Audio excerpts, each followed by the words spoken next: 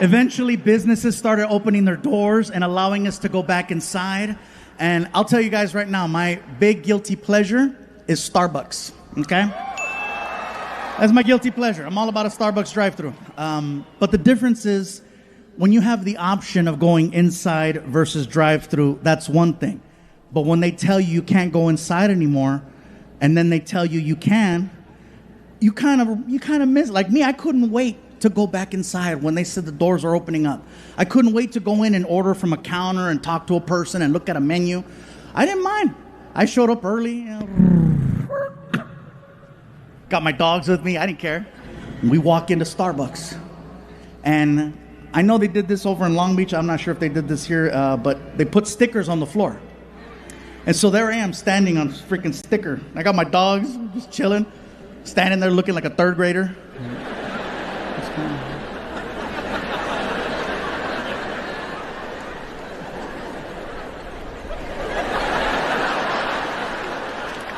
We're just chilling, waiting, and some lady behind me notices that I'm holding two dogs. She clearly had an issue with the fact that I was holding two dogs, and instead of saying, pardon me, excuse me, hey there, hi, hola, she does the whole, I'm hearing this, and I'm like, shit, COVID. I don't see any stickers. I'm off the grid. And she was like, I do not have COVID. Are those service dogs? They're Chihuahuas. And these in particular are the complete opposite of service dogs. Well, are they supposed to be inside? I say, I didn't ask. It's just that I didn't want to leave them in the car. I'm not even staying. I'm just going to order my drinks and I'm going to leave. I'm not even going to put them down. I'm sorry. And she's like, well, are they at least legal? You're going to ask a Mexican if his dogs are legal? Fortunately, next in line, thank God.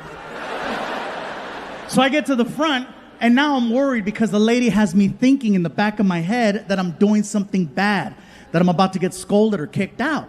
So I'm trying not to make eye contact with the guy. So I'm just looking at the menu, and I hear him, dogs. Oh, hi, bro. Sorry about that. Sorry. I know. They're adorable. What are their names? Oh, well, this is Vinny. This is Risa. They're so cute. Well, thank you. And then here comes another barista, and she's like, I see dogs. I'm sorry. They're adorable. What are their names? I said, oh, well, this is Vinny. This is Risa. They're too cute. Well, thank you. So I placed my order. And then the girl barista, she goes, yes? I gotta tell you something about your dogs, right? I know, I'm sorry, I just didn't want to leave them in the car. What are the little ones gonna have?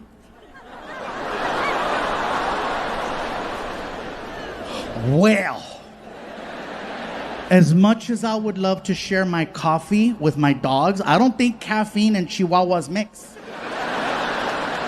No, silly. Maybe your little puppies would like a puppuccino. Okay, you see that shit? Now you're vocal. When I talked about the stickers, we don't know nothing about stickers, but un pinche puppuccino all freaking day, right? Sorry. Anyway, when she said puppuccino, I was like, what kind of a drink is it? I'm looking at the menu. I'm like, I don't see that shit anywhere. What is that? No, silly, a puppuccino is just a little cup, and we put whipped cream in the cup. This way, you can enjoy your beverage, and your little ones can enjoy something with you. I said, oh my God, I love this. How much are they? Oh, they're free.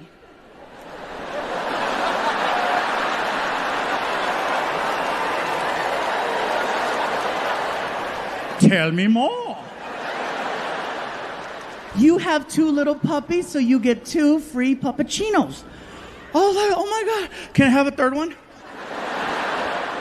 Oh, is there another little puppy we're missing? This one. I was so excited. I told her, I said, do you understand how happy you just made me with this whole puppuccino thing? Oh, yeah. They let it be known that if anyone ever shows up with a dog, always offer them a puppuccino on the house. So it's cool that I walked in with my dogs. Oh, yeah, they're welcome anytime.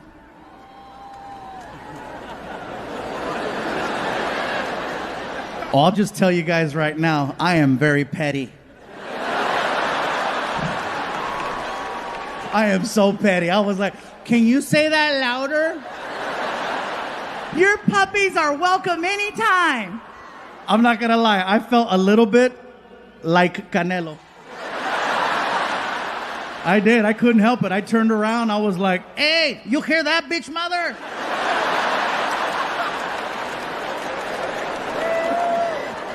I was there the night Fluffy got fired. Like I said, no matter what you say, no matter what you do, someone's gonna find a way to twist things and make it bad. I've already gotten an email over the fact that I did that joke about that nothing on this planet loves me more than my dogs versus my son. Someone already reached out and they're like, oh my God, how devastating for your son. I'm like, he knows. And speaking of whores, let me tell you where they put us up at. That's a bad segue. No, there's no whores at this hotel. Listen. I would like to personally thank the promoters for not only making this special happen, but for taking really good care of us. They put us at a hotel that's right across the street, you guys. And you know you're in a good hotel when you get inside of the elevator and it talks. It's one of those, you know? First floor. Second floor. Third floor. I'm like, man, she sounds hot. Fourth floor. Fifth floor. Oh, yeah. Martin asked me, how far are you going up? I said, all the way. I gotta see how this ends, you know what I'm saying? Oh, man. And by the way, you guys, since the last time we were here, I've had a few things change in my life. Some things happened that were so crazy that I couldn't even believe that it was a possibility. First thing that happened was I had my first ever celebrity death hoax, meaning that someone faked my death on the internet and it went viral. Someone wrote an amazing article that was read by over 30 million people that was so good, even I was like, oh my God, I was so nice. TMZ reported it for 30 minutes until they called my publicist and confirmed that I was still alive. The article said that I had died October 31st from complications of type 2 diabetes. And in my head, I'm thinking to myself, that's a hell of a day to kill a diabetic. You know what I mean? That's like killing Santa on Christmas Eve.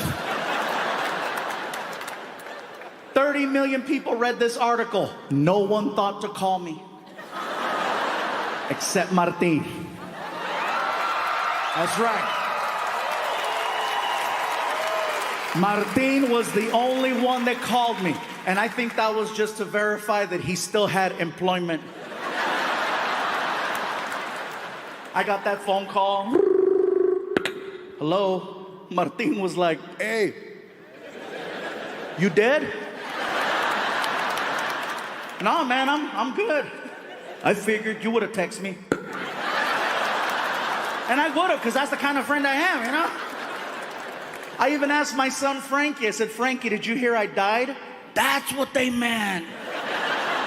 I go, what do you mean that's what they meant? Well, my friends were asking if you were okay. I go, what'd you tell them? I hadn't seen you. So, well, apparently I died. Welcome back. And that's another thing that's changed, you guys. My son Frankie is now 18 years old and 1 week away from graduation.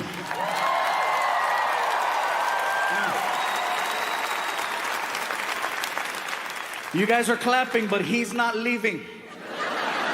I've already asked him, I said, Frankie, what do you want to do with your life? Have you thought about college? Just now. I'm like, Frankie, you do realize that all you need to do is get accepted. I tell a lot of jokes. I will pay for your entire college education, no matter where you want to go. As long as you get accepted. What do you think about that? I say, you know, if you want to go to school in California, we'll make it happen. You want to go to school out of state, we'll make it happen. I said, hell, I'll even do one of those international programs. You know, the ones where you give them one of your children and then they give you one of their children? What is it called when you kid swap? Thank you. Sorry. That's right. Exchange. Some of you are like, that's called human trafficking. Different program. I would love to do an exchange program with my son, but don't give me a regular kid. If I'm gonna do an exchange program, give me a kid from like a hardcore third world country so that he appreciates all the basic things most American children take for granted.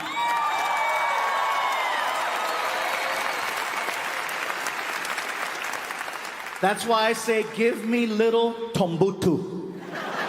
Give me Tombutu. I would love Tombutu, and Tombutu would love me. Mr. Fluffy, Yes, Tombutu. I was wondering, what time do we go to sleep? You go to sleep whenever you like. This is your room. We sleep next door. All of this is for Tombutu? Yes, all of this is for Tombutu.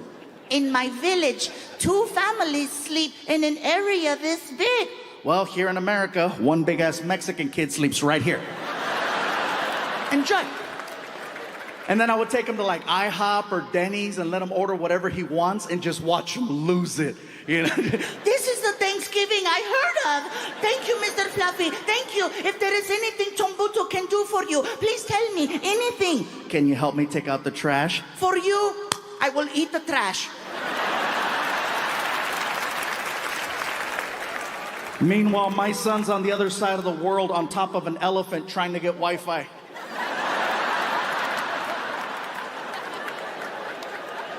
I love my son very much, you guys. It's just that sometimes he doesn't get the position he's in. He doesn't realize it, which is why I love it whenever he brings his friends over. He brings his friends over the house and they're constantly saying what I'm saying. And as a parent, anytime you tell your kids something, that's one thing. When you can get their friends to say what you say, you can't pay for that. And they're always doing it. You know, Frankie, you're lucky, man. Your dad's trying to help you go to college. My dad wants me to get a job. Frankie, you're lucky, man. Your dad's trying to give you a car. My dad doesn't even trust me to walk. You're lucky, man. And I hear this and I'm like, I love these kids.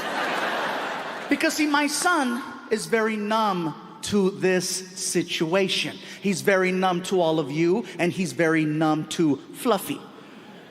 Okay, he doesn't see Fluffy. He sees Dad. Dad.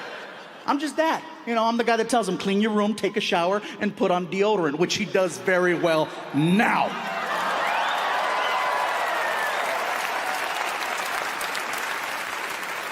But you guys saw what I had to do to make that happen. See, his friends, on the other hand, they still get excited when they see me. They still geek out.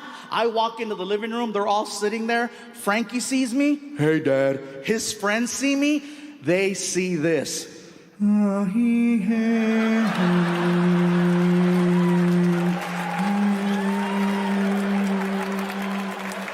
With like doves.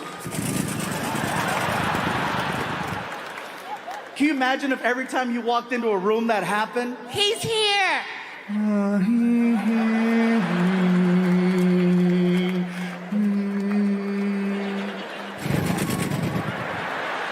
Ladies, imagine if your partner could do that for you. Huh? It's your anniversary, a celebration, some magical moment, or you're just laying there and you're drunk. And you're just like, what are you gonna do to me? What are you gonna do?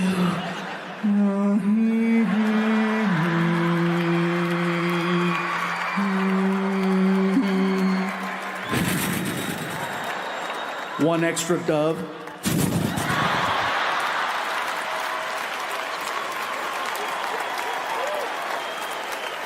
And by the way, guys, if you're ever able to pull off the doves, just leave it at that. Don't try to top the doves. It's very hard to top the doves. Don't start running your mouth and talking smack.